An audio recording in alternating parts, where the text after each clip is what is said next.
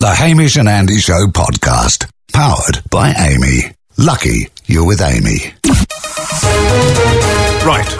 It's time to get down to business. With your help, Hamish and Andy are covering off on every topic in the world. And right now, there is no topic more important than Dinosaurs.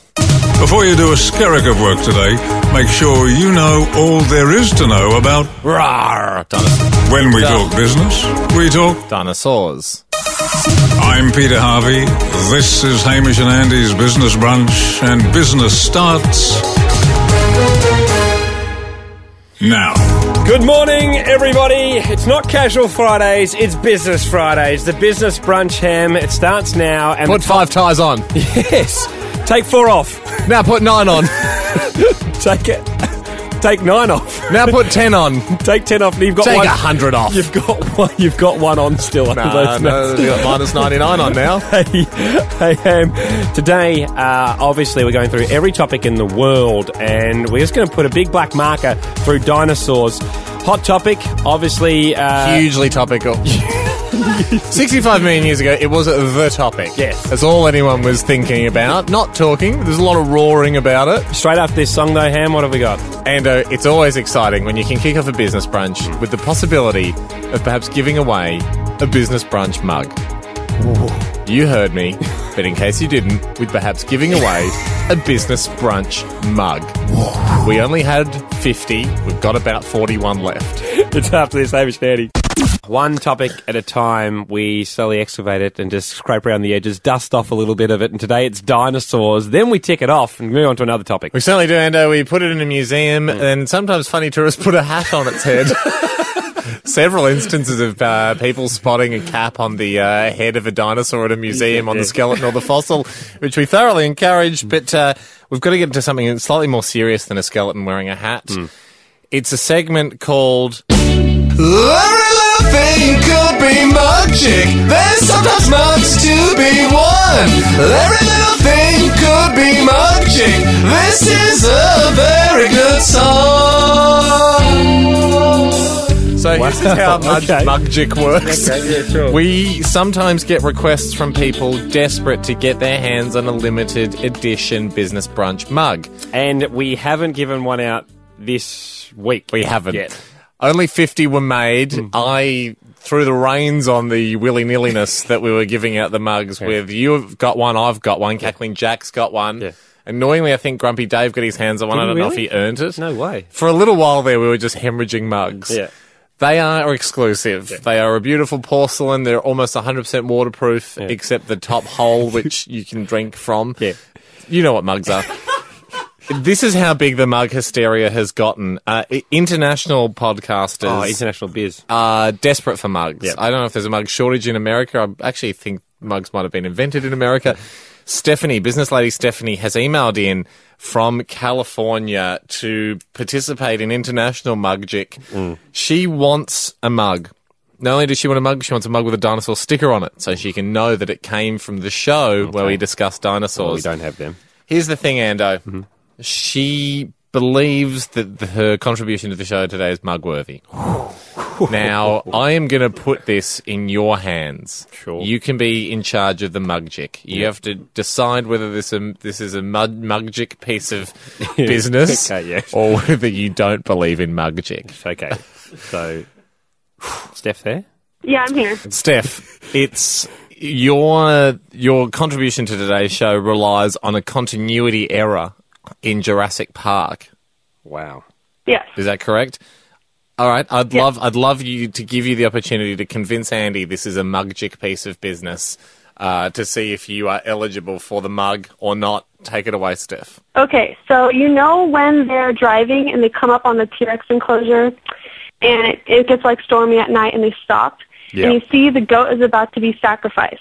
That's right, yeah. Well, the goat is on flat land, right? And then later on after the car gets flipped and they say, oh, you can't see if you don't move, Lex and Dr. Grant try to escape the T-Rex by climbing over a ledge and down 30 feet, when before it was supposed to be flat land. Wow. So we see flat land with the goats on. Yeah. The T-Rex eats the goat, car gets flipped. As soon as they get out of the car, hang on a sec, suddenly it's not flat land anymore. It's a more dramatic slope, which Spielberg obviously wanted to create a bit of a slippery slide scene. Yeah. Steph, do you really think it's a magic story? Oh, definitely. Did you realize it? I don't. I didn't realise it, but I just don't think it's the biggest continuity thing ever. I mean, I thought the white van in Braveheart, it's no mug. Yeah, well, this is like my childhood. Yeah. Oh, okay. This is like a sabotage on myself, and I think I deserve a mug for that. There's a chance to fix someone's childhood. Yeah. Although it is going to be setting a precedent, Andy. You got to think of the precedent. Stephanie, I think you'll understand when I say it's a no mug situation, won't you?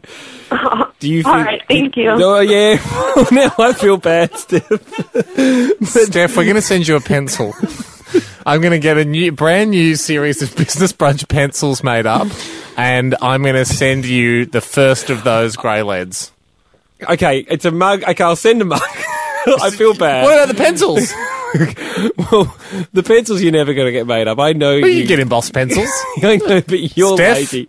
You're getting a pencil and a mug. Okay, all right. Thank you so much. That's a pleasure. Can I state that is the only time I'll ever be lenient again in magic or not? I've unfortunately set a precedent that you're a soft touch. Now everyone just knows. All you're going to do is say it was about your childhood, and bloody Andy, he'll cave in and think it's mugic. Hamish and Andy's business. And you cost me a pencil. Dinosaurs. We'll thoroughly explore it over the next 40 minutes and then put it in the waste paper basket. So that topic will be done. Yeah, huge blow for paleontologists and other people that look into dinosaurs. It turns out you could just discuss it in an hour, and then she's all done. Hey, the top three. Fast biz, top three fast biz. Number 3. This comes from company man Mitchell Barnes, Ham. So tell me whether you think this guy's telling the truth. Okay. He just simply writes in his correspondence, I can almost always tell when dinosaurs in movies are fake. Okay. I know what he's going for there. Yeah. You can always tell the more fake ones, but we all can. Well, you think so? Unless Jurassic Park, I mean, hats off to Spielberg and the team if they really did create a new dinosaurs just out of the mosquito trapped in the ember. Yeah, and then just obviously got rid of them all after it. I mean, sorry, shooting's over. Just during the rap party, you could hear the distant noise of gunshots as half the cast were culled. Number 2. And this comes from company lady Madame de Cheese. Yep. She writes in, de Cheese wants us to know that if you Google dinosaur slippers, should you have the urge, the first thing to come up is a picture of a dog wearing dinosaur slippers. Not a human. Are they wearing... That's fast biz, man. That's all. That's all she has. So did you Google it? Yeah, it's like a dog looks like Benji. But is the dog wearing like animal slippers or human-sized slippers? They're little slippers for dogs with a dinosaur on them. Google wouldn't make stuff up, mate.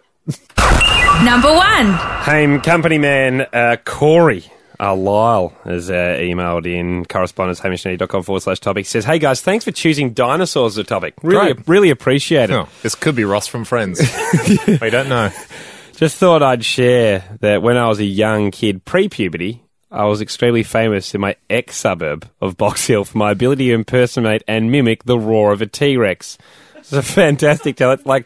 I mean, he states, very famous. Very famous. I love ex-suburb too. Well, he's moved on. He's obviously got out of that suburb. He grew bigger than the suburb. Whilst films have told us a little bit what they sound like, obviously no one really knows what a dinosaur sounds like. He says, it was fantastic talent. I'd unleash it at sleepovers just for a bit of entertainment. Although I do doubt my chance of recreating it as I'm mostly post-puberty now. He's 16 years old. He joins us now. Wow, a man on the other side of a wonderful journey. Corey, how are you? Chumbers 1 and 2, how are you going? Yeah, very good, our friend. Now, thank you so much for your business. And you certainly do. You have a lower voice than both of us now. So yeah, you're possibly more of a brontosaurus these days. Corey, we were fascinated by the height of fame you received for being able to mimic a T-Rex. You're saying that seems to indicate here that you haven't even tried it since going through puberty.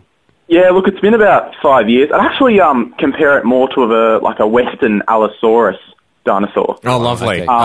Slightly smaller than a T-Rex? Yeah, smaller. Yeah. Wow. Yeah. Is there a chance that, I mean, without notice, because Why we've just don't called you.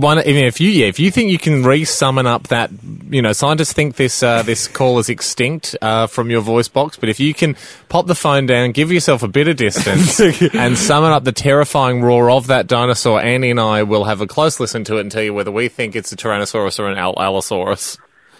Okay. Just pull the A lot phone. of pressure, but yep, all right, I'll do it. Put the phone a little bit away from your man. mouth, mate. Just probably about a metre, because we know that the roar is pretty big.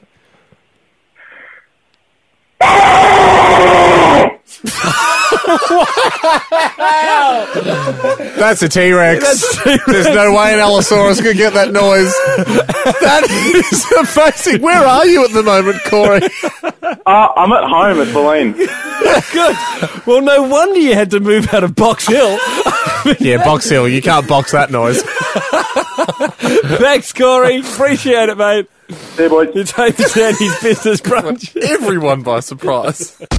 It's Hamish and Andy's Business Brunch. Slowly just ticking off every topic in the world today. The topic is dinosaurs. This has been a topic for 65 million long years, Ando, and it's finally been discussed. Just a couple of T-Rexes were sitting down and discussing it many moons ago. And What now are it's we? us. Look at us. Isn't this crazy that we're dinosaurs? And now we pick up where they left off. Haim, it's amazing that they're so old, because a bit of correspondence has come in which may suggest that we have the youngest ever person doing business with us on the phone today. Apart from the time we spoke to that robot, which is technically brand new, Yes. this is the youngest guest ever. Company lady Sala wrote in, said, my cousin is 2 and he loves dinosaurs. Ask him any question and I guarantee he'll answer something to do with dinosaurs. Wow. A 2-year-old on the show. A 2-year-old businessman. Now, this is obviously, the level we gun for. the risk we run here, Ham, Yep. is that if he doesn't go on topic, it's wasted business. Yeah, But it and can't we'll have to happen. hold it until whatever topic he talks about comes up on the show one day. Yes. His dad's name's Adam. Joins us now, I think, just outside daycare. How are you, Adam? Yeah, how are you guys? Yeah, really Top good. of the business morning to you, Adam. You too. Now, do you have Australia's favourite dinosaur expert, Wade, with you? Yeah, I do. He's sitting down here with me in daycare, and he's got about half a dozen dinosaurs with him already. Oh, wow. He's already got some. Can he hear us? Wade, can you hear us? Talk. Say hello. Hey, Wade, what's your favourite dinosaur? Jesus. T-Rex, yeah. If you could be a T-Rex, what would you do? Eat dinosaurs. Eat other Eat dinosaurs. dinosaurs. I feel like he was coached into that. That's still a good answer. That's what I would do. I don't know, Ham. I mean, we want to get words from the expert. How long have you loved dinosaurs for? 2 years. 2 years. Well, that's a long As time. soon as he arrived in this world. Wow. Hey, Wade, what's the best thing about dinosaurs? They're big. Yeah. What's your favourite dinosaur? Good, Adam. Stegosaurus. Stegosaurus. Stegosaurus. Yeah. Maybe that's your favourite herbivore.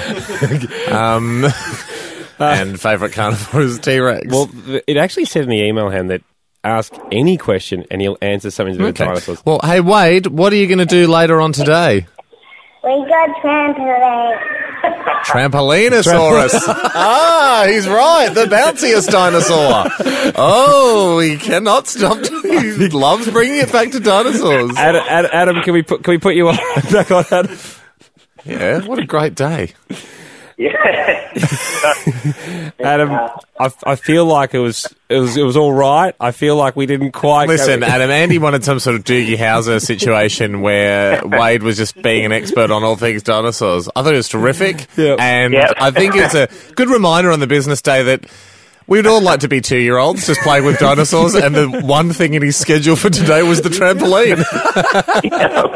Adam, thank you very much. Pleasure doing business with you and Wade. It was amazing to have our youngest ever businessman on. We usually have business mugs we can give out at certain times. If we ever invent a juice sipper, a very small business brunch juice sipper, Wade's first in line to get a juice sipper.